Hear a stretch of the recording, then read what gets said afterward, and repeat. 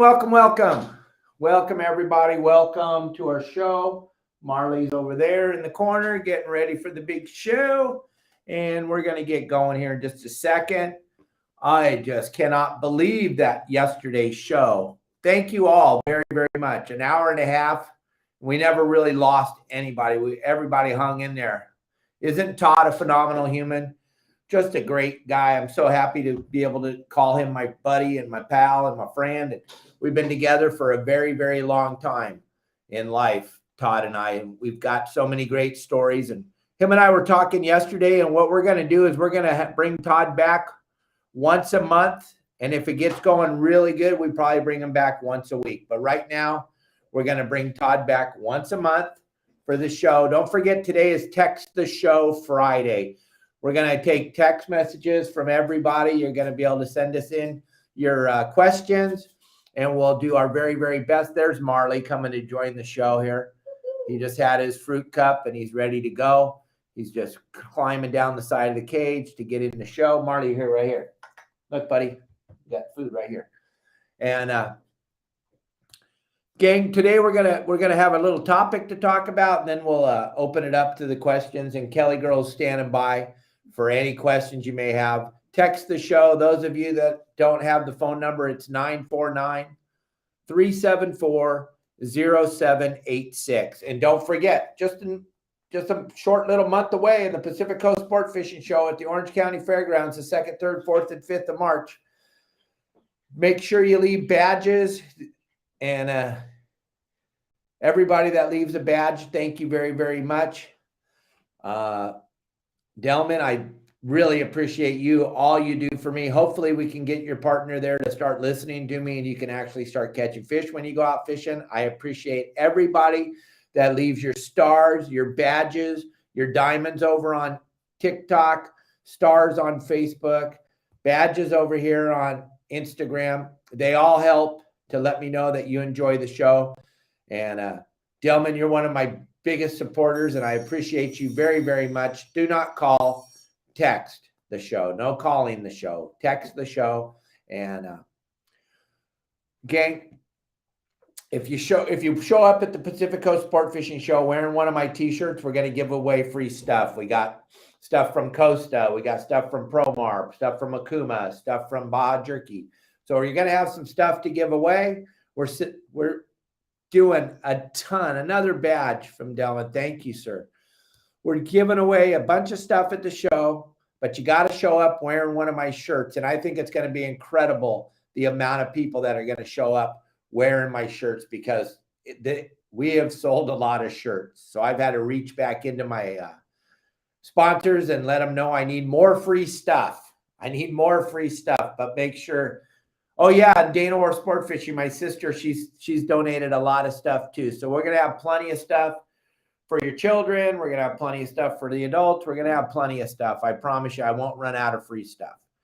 Also, there'll be a lot of our sponsors and a lot of our pro staffers at the show. So we will make sure we have plenty of stuff. But if you want the free stuff, you got to go get a t-shirt from Your Saltwater Guide. And we're gonna give away a shirt today to one lucky person who sends in the best text message, and Kelly will pick it. And yesterday, I just want to let everyone know, Yagi, you won yesterday. Augie, you got the shirt.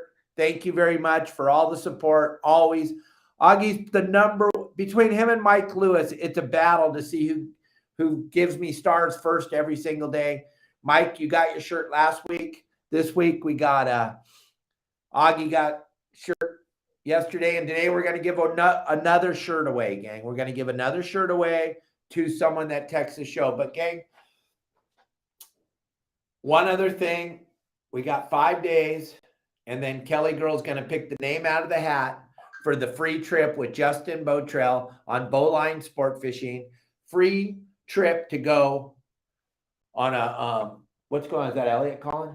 No, okay, good. So everything's good on the show. People keep calling. I don't know why. We've been doing this show at 12 o'clock. Oh, by the way, a couple days ago, 1,100 shows.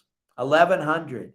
We're almost to 100 podcasts, because every day we post this podcast every single day. We are growing so fast, it's mind-boggling.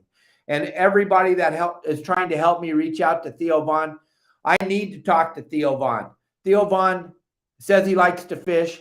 Theo Von has a phenomenal podcast. Theo Von's one of the funniest humans I've ever listened to in my life.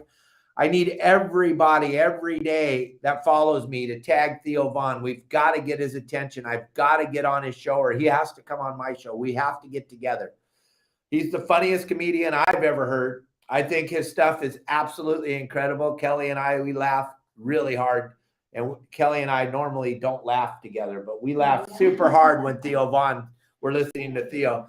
Gang, if you know Theo Von, if you got a way to get in there, I need to be with him. I only have a couple 100,000 followers. I don't know if that's enough to get his attention yet, but we're doing the very best we can. We're gathering followers as fast as we can. If you don't think we have a couple 100,000, well, you're right, because we have almost 260,000 if you count them up all over social media. TikTok, Facebook, Instagram, YouTube. We have so many followers. I don't know what it's going to take to get Theo Von's attention, but I want to get in front of Theo. I want to talk to him on the telephone. I think if he was to watch what we do on it, I might be able to make him laugh. But today we're talking the subject. You can talk about whatever you want. You can ask me any question you want, but go visit my store. That'll get you in to the chance to win that free trip with Justin on Bowline Sport Fishing. And I'm flying up to go fishing with you guys. We're going to pick the very best day, and we're going to go try to catch one of those big bluefin. Hopefully they didn't get blown off the map and all the cold water didn't make them disappear, and I don't think it did. But we will all find out together. And how do you get in on this? Just go visit my store. You don't have to buy anything, but when you go visit the store, I know you're going to be tempted to purchase something, but there's no purchase necessary to win this trip on Bowline Sport Fishing just by visiting the store. That's going to enter you into the contest. All right, gang. I had a conversation. We're signing up a lot of people for the website, and I understand that you all want to get out in front of it before we launch the app, because when the app comes out, price of tea in China is going up. You already know that. I've talked about it several times. But if you're already in, Ivan, thank you for the badges. Thank you, everybody. If I miss you, I'm live on 5 platforms at the same time. So if I miss you, I apologize, but I appreciate everything you all do for me on the stars, the badges, the diamonds. I appreciate all of you. Something I need your help with, though, maybe we can catch Theo Von's attention. I need you to smash the like button on every platform: TikTok, Facebook, Instagram, YouTube, Spotify, Apple Podcast, Megaphone. I need to hit that like button. I had no idea how important it was. It's super important. We have 1.2 million likes on TikTok. We have just a little over 1 million likes on Facebook. Or no, a little under 1 million likes. I need the likes, gang. I got to get his attention. I've got to get in front of Theo Von. All right, but listen, what we're talking about, when I was talking about one of my new members today, you got to stop fishing for boats. That is my number one pet peeve. It always has been. It always will be. Craig, you'll tell him. Justin, all of you, Ivan. So many times you get on the boat to go fishing with me, and we're driving out and we're going by an area, and there's 4 or 5 boats stopped over there. I don't know what it is. I don't know how this became a deal, but it did, and it is locked into people's brains. You see 2 or 3 or 4 or 5 boats stopped. I don't know what it is, magnetism or what, but you have to go over there and see what they're doing. And like I say in all my live seminars, I stopped to take a piss and 5 boats stopped to watch me. It's the most amazing thing. Gang, when you're out fishing on your boat, the number one thing you need to be doing is fishing for fish. And you got to stop fishing for boats. It will never, ever pay off. Once in a great while, you might find a little nugget. You might find a little bit of fish that are stupid enough to leave one boat and go over and bite next to you.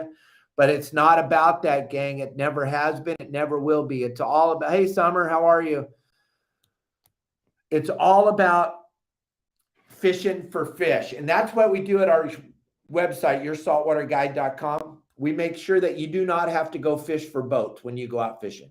You never, ever have to do that. And like I tell all my members, if you want to fish for boats, or your friends do them a huge favor and do yourself a favor. Save a bunch of fuel. save a bunch of money for bait, save a bunch of stuff, save lunch, you don't have to make lunch, you don't have to do any of that stuff. Just stay in the harbor and drive up and down each finger of every dock and just tell your friends, here's the boats.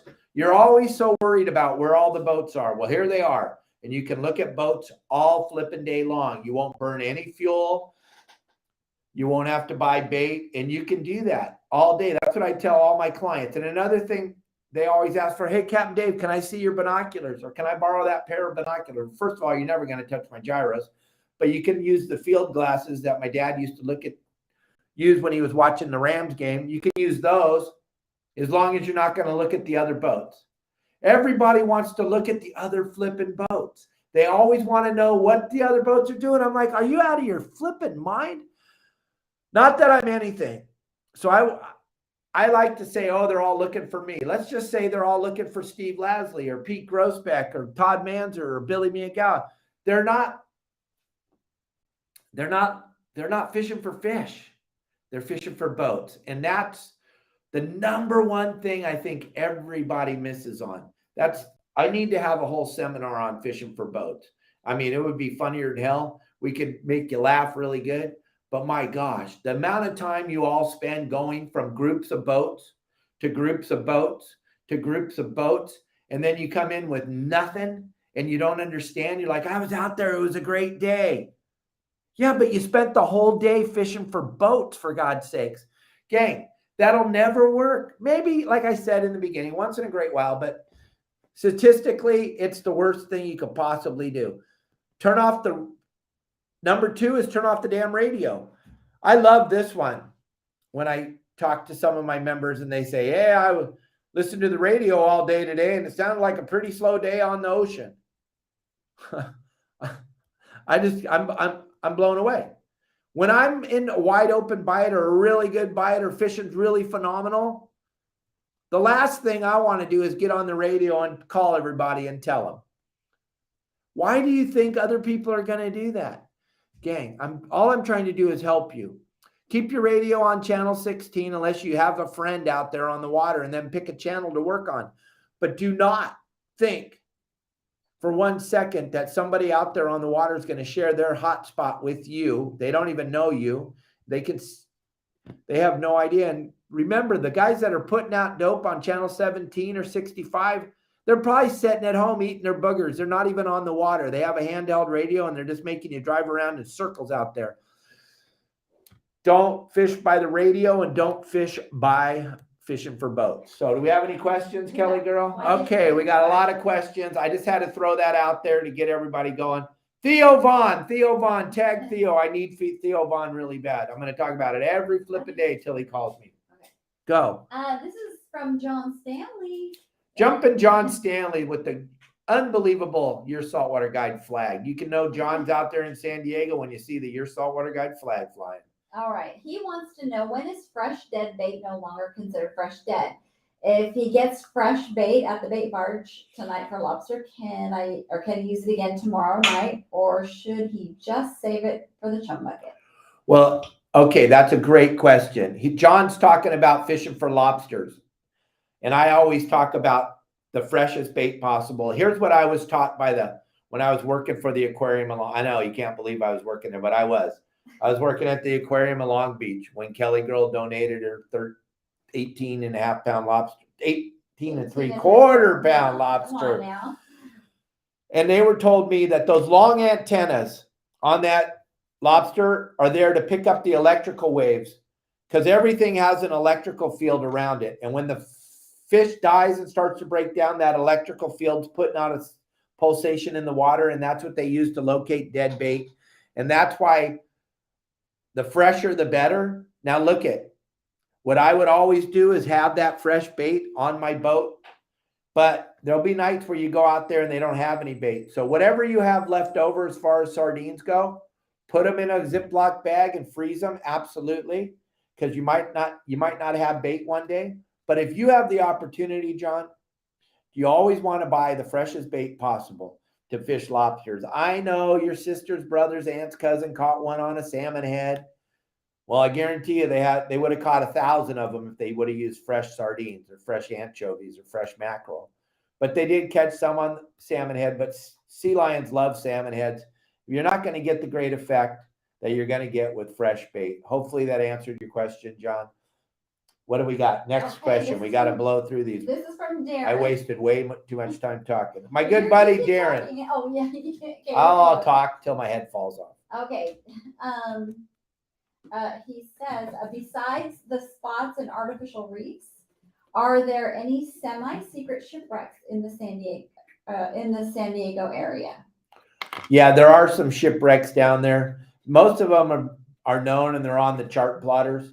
You can go, you being into the school system and everything, you can go onto a lot of different websites and you can see the wrecks that are on the websites and you can check that out. You can Google them and they got the GPS numbers and stuff like that. And then there are some even more secretive wrecks.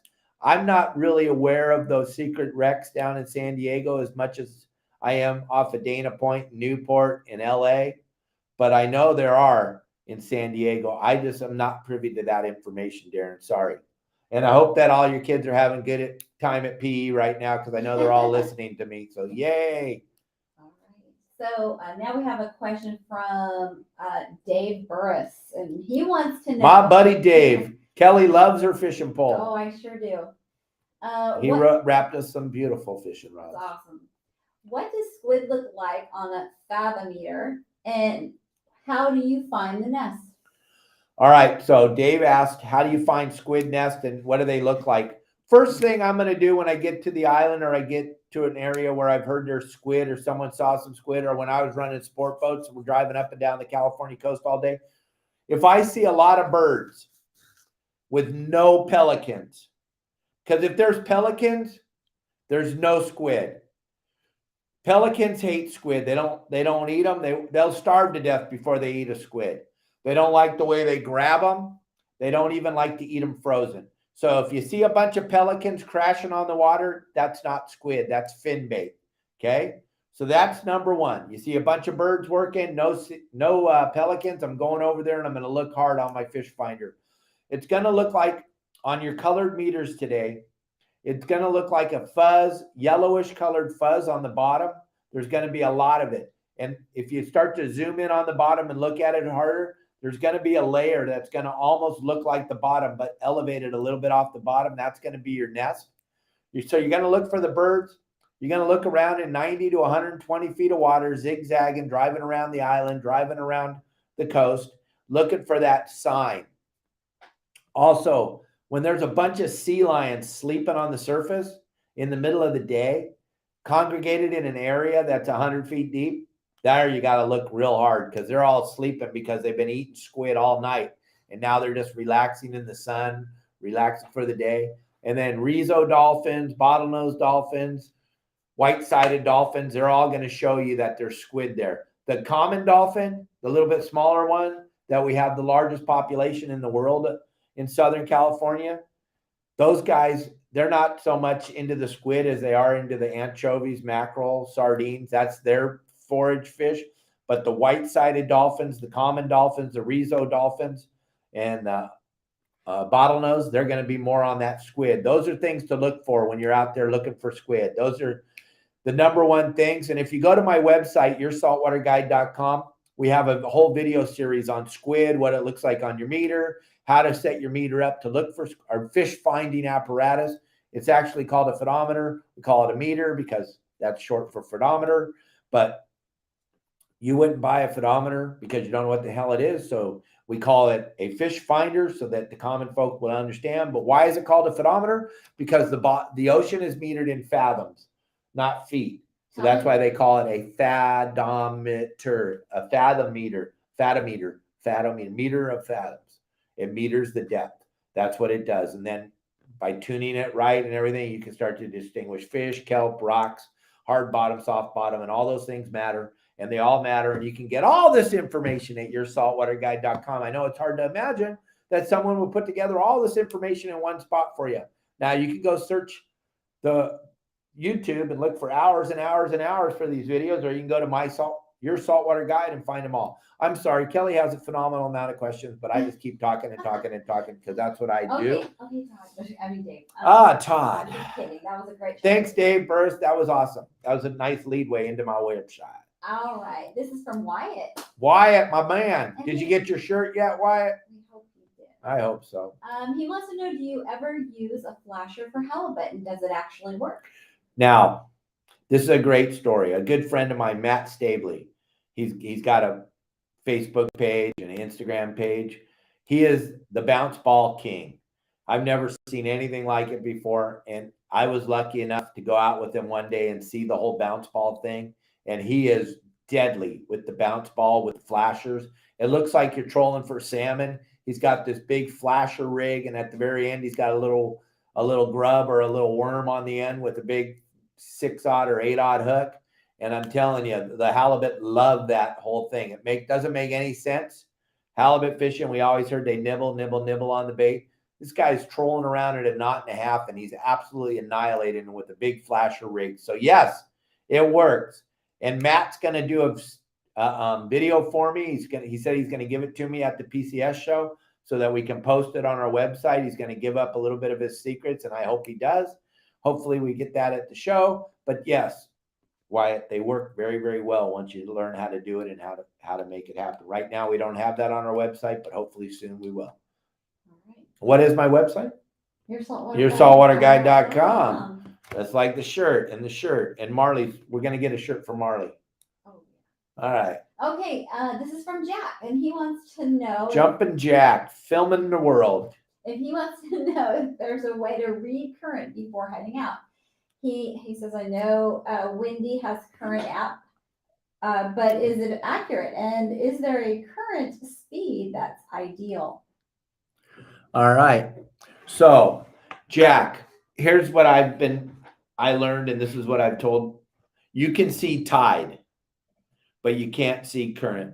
You can kind of predict it a little bit, but you really can't, because I've seen this more than once, more than 100, more than 1,000 times. And I use San Clemente Island, for example.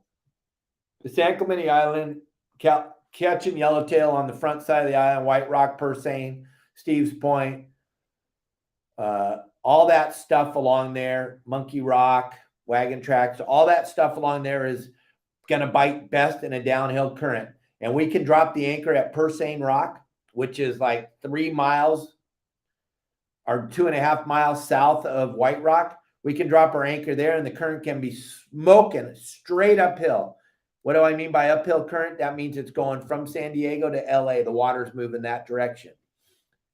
We can pull the anchor and drive 2.5 miles up to White Rock, drop the anchor, and the current can be smoldering downhill. In 2.5 mile area, that current can be doing that. There is really no way to tell. There's Marley in the back. Hey, Marley in the back, sitting on my shirt. Aw. There he is, checking out the show. He wants to know what's going on. Here's the food right here, buddy. Look. If someone tells you they have an app that reads current, I'd be I'd be scared. I'd kind of head the other direction. The only real way to figure out the current is to get out there. And that leads me into another thing that's really good. We got a lot of questions on it. The current is super important. But when is the best day to go? Whenever you can go. People always ask me. That's one of the questions I get asked all the time. When's the best time to go fishing? When you have time to go. That is the very best time. Don't wait for the moon, the stars, the earthquakes, the no earthquakes, the tidal waves, the no tidal waves. Flat glass calm is my best time to go. But some days it's going to be a little breezy. But if you can get out on the water, that's the best day to go. And sometimes you get a little added extra bonus and catch a few fish. Got another question. Here we go. Okay, I'm sorry. My dad just texted you, but okay. Anyway, so the next question is, this is from Ivan, and he wants to know, when can we start trolling for threshers, and what's the best area? Oh my gosh, this year should be phenomenal for threshers, and we'll be talking about it as it starts to move along.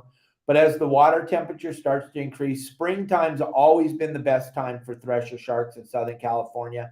And now we're back into a normal cycle where we have lots of rain and cooler water. And always remember, the water in Southern California this time of year is supposed to be in the mid 50s to upper 50s. And in the summer, it's supposed to be 65 to 70 degrees, somewhere in that range. It's not supposed to be in the 80s. That's not good for Southern California. What this is going to do, though, it's going to bring all that forage fish back into the areas like Aliso Canyon and Dana Point Canyon and Carlsbad Canyon and all the different canyons up and down the coast. And Newport Canyon are going to be inundated with the anchovies. When that anchovy shows up, usually we start to see some barracuda show up and that thresher shark. So I would say right in the beginning of the spring is when you're going to want to get out there and start trolling in those canyons, Ivan, and looking. And we have a whole series of videos, I know it's hard to believe, over at yoursaltwaterguide.com that talks about how to troll with them, what to use, and how to catch thresher sharks. All right, what do we got? Let's see. Okay, this is a long question. Okay, this is from Steve, and he says that oh goodness, I don't know his You got it, Ivan. Okay, Steve's question is very long. I'm just gonna read it as it's written. This is Steve. Okay, this may sound horrible, but all the damage to our fisheries that the sea lions are doing and the government won't control, it can't be the fishing community. Let's see. Kind of on the DL. Okay, like sardines or mackerels with some kind of poison. Oh, no. We can't even talk about this. Sorry. We can't talk about sea lions, gang. It's like taboo. I do a seminar about them every once in a while, but we can't talk about any type of deterrence. It's a federal offense. Listen, when Todd and I were talking about this yesterday on the show, the California sea lion is the most protected species on the planet Earth, more protected than any human life, more protected than anything on the planet. If you get caught just harassing them in any way, shape, or form, you are going to a federal penitentiary. Yes, you're going to do hard time for sea lion harassment. It's right there written in the rules. It's a federal offense. You've got something that's going to be on your record forever. They are the most protected animal. We can't talk about them. We can't even bring up any type of deterrent stuff about them because it doesn't end well. This whole thing about the California sea lion makes no sense to any person with an ability to think logically. If you do like the California sea lion, then you should be appalled at what we're doing to them. You should be absolutely appalled because we don't allow the species to die in any way, shape, or form. We did not get the chance for us to all be saved. We still die. Human beings die on a daily basis. But if a California sea lion dies of anything, natural or man-made causes, it is a huge, huge deal. It's going to be on every news channel. We're going to blame the fishermen. We're going to blame the entities that don't have anything to do with it. But the sad thing is we don't allow them to die. So now they're overpopulated. They're causing massive havoc in all the harbors in California, up and down the Baja, all the way down here to Cabo, Mazatlan. They're moved up the Sea of Cortez. It's absolutely amazing how we have zero ability to cull this animal in any way, shape, or form, but we cannot talk about it. I already talked about it too much, Bye. Okay, we got another question? Actually, we do not. Okay, so no more questions, gang. Those of you that didn't ask a question today, why did you not ask a question? You already know everything. I understand. Gang, go ahead, honey. Where can viewers get a t-shirt? Where would you go to Your Saltwater Guide, the store? Go to Your Saltwater Guide, the store. It's very, very simple. Just type in Your Saltwater Guide. Blam, it'll come right up on your screen. Click on any of my social media. Everything that I do leads back to my store. Everything I do. Marley is pissed. That's Marley screaming. That tiny little monkey. You can hear him. Your dad left a message. What did he say? Yeah, it's right here. Oh, it was just on your phone. I don't know. I was trying to read it, but I'm getting distracted. So, Hey. We're not ignoring him, but anyway. Tackle Express. Todd and I talked about it yesterday. We believe in our hearts this could be the year with the amount of water moving up in Northern California. He's asking, do you think albacore? With the amount of water moving in Northern California, Oregon, and Washington, there's a very good chance this could be the year. We have more fresh water run into the ocean than we've had in a very, very long time. We've had more water movement than we've had in a very long time. We've had the water temperatures down deep are in the 40s. On the top, they're in the mid to high 50s. All this stuff bodes very well for the cold water albacore that love to come into Southern California when the conditions are Southern California wise right. But right now, also your mom's calling. Everybody wants to call at showtime. We've only been doing this show for 2.5 to almost 3 years. Everybody wants to talk right at showtime.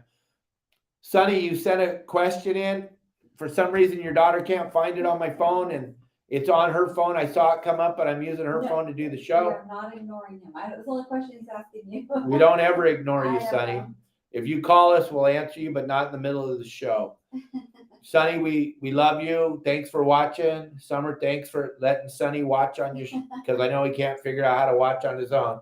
So had to throw a little dig in there, Pops. But look there's my monkey right there, gang. If you don't know, that's Marley, the marmoset monkey. He's the coolest little dude in the whole wide world. We love Marley. And let my dad know, no, he does not have to pay to get a question answered. No. But yeah, I'll always take your money, Sonny. Come on. If you want to give us some money, shit, I'll answer your questions all day long.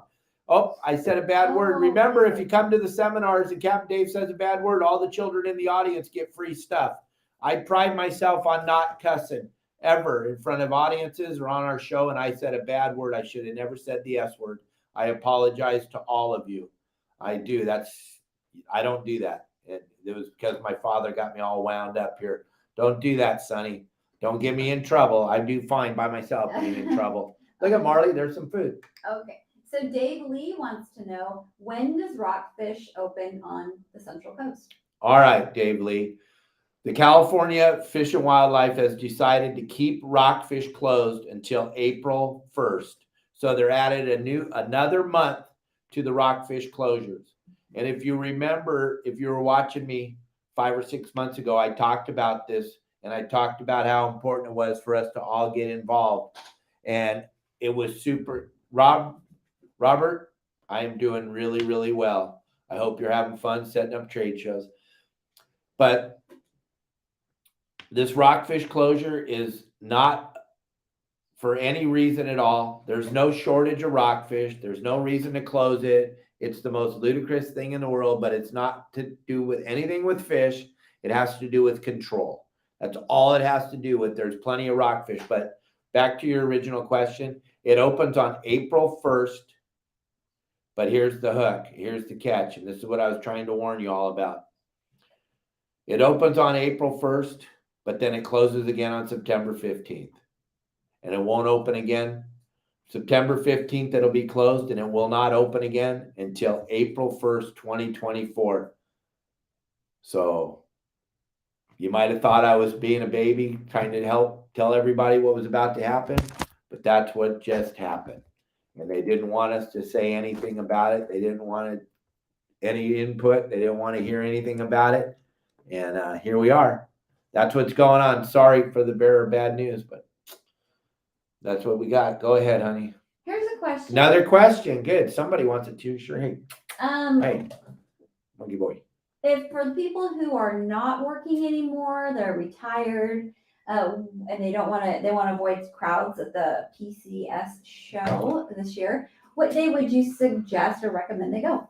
Well, normally I would say to show up on Thursday, but not that I'm all that in a bag of chips, but you're going to have me, and you're going to have some of the best seminar presenters on the planet Earth, all speaking every day at that show. You're going to have Todd Manser emceeing every day on the main stage. You're going to have me speaking every day in my own little tent in the back of one of the halls. We're going to have so many people there. This show is so big with 7 halls and 217,000 square feet.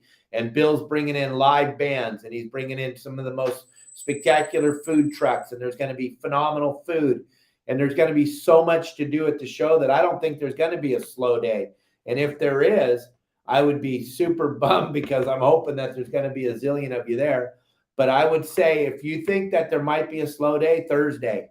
That would be the only day that would make sense because most people are going to take that Friday off to come to the show. And then Saturday and Sunday, you can forget about it. One thing I can promise you all, if you've never been to the PCS show or you haven't been to the Orange County Fairgrounds, here's the parking lot is massive. There's going to be plenty of parking, but you're going to park a mile away. But if you're not there early, and I mean an hour early, the show opens at noon on Thursday and noon on Friday. If you are not in that parking lot and parked before 11, you are going to park a mile away. You are. The line is going to be the most incredible thing you've ever seen. The line is going to be massive. Let's just pretend like they're only showing up for me. Well, we have over 200,000 followers. So just think about that. We have over 200,000 followers, and let's just say half of them showed up. That fills up the Coliseum, LA Coliseum, 100,000 people. Let's just say that. And that's just me. You're going to have a whole bunch of other presenters there and tackle manufacturers and people that have giant followings. It is going to be incredible, the amount of people at the show. There's no way around it. So Thursday, get there early, get in there, get in, bam, bam, go see all the stuff. Saturday and Sunday, it's going to be insane. But you're going to have a good time because there's going to be so much cool stuff going on. There won't be a bad day, but hopefully those of you that are hoping for a slow day, Thursday would be your day. But I doubt very seriously that any one of those 4 days is going to be slow. Plus, it's open from 12 o'clock in the morning till 7 o'clock. I believe it's 12 to 7 on Thursday and Friday, and then 9 to 7 on Saturday, and 9 to 5 on Sunday is the way I believe that the hours work out. You can go to sportfishingfestival.com. Yeah, go to sportfishingfestival.com. If you want to avoid the massive line, buy your tickets online at sportfishingfestival.com. You can get them online, then you'll already have your ticket. It'll be on your phone, just like your airline ticket. If you go to the show and buy your tickets, you're going to be double whammied. You're going to be in that long line for the show. Then you're going to be in that you're going to be in the long line for your ticket. Then you're going to be in the long line for the show. There's no reason this day and age not to purchase your tickets ahead of time. But if you do, there'll be tickets at the door. They'll be selling tickets at the door. Don't get me wrong, but the lines are going to be incredible, gang. You've never been to the PCS show. Last year, it was 3 halls. The line was a little over a mile long. In the years before that, when it was 1 and 2 halls, the lines were super duper long. Why? Because of the thing is, the speakers, the people that present, like myself, that are going to be there giving seminars. These are people that you've been watching catch fish. You've been watching their Instagram. You've been watching their TikTok, Facebook, YouTube channels for a very long time. And now you're going to have the opportunity to sit in the audience and listen to these people speak. It's going to be incredible. The whole show has been built around the speakers since the beginning, since back in the very first show when Todd and I did it with Bill.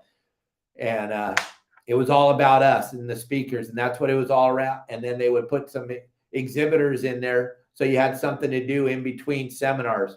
Well, now there's going to be seminars all day in all these different spots. There's going to be seminars all day. There's going to be the best of the best exhibitors.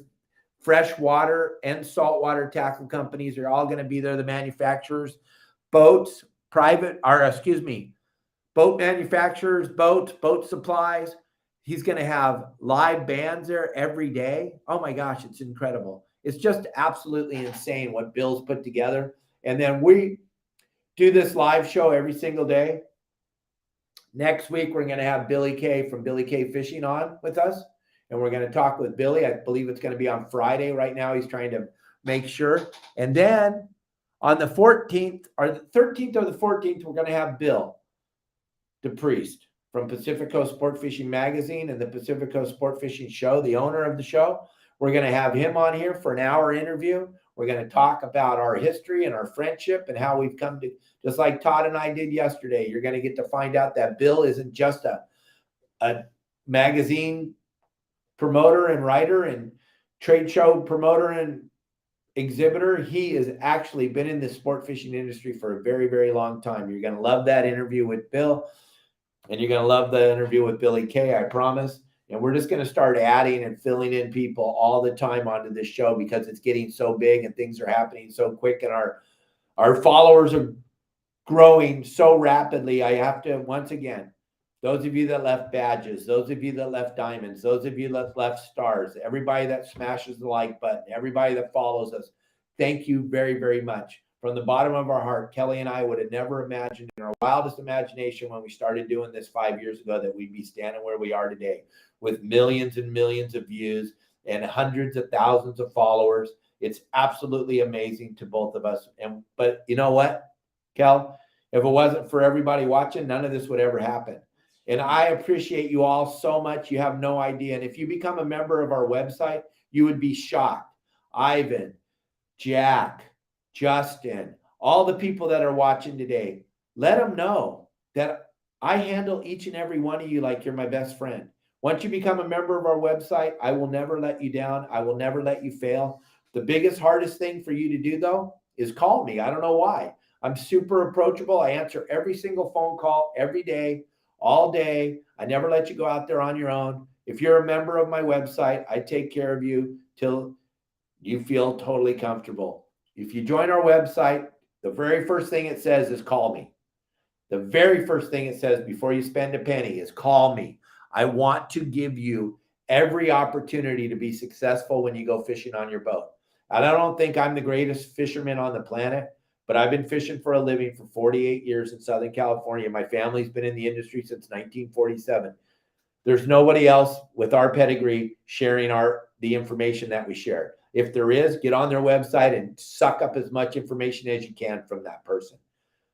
But I promise you, I will never let you down as long as you call me. All right, gang. Thank you.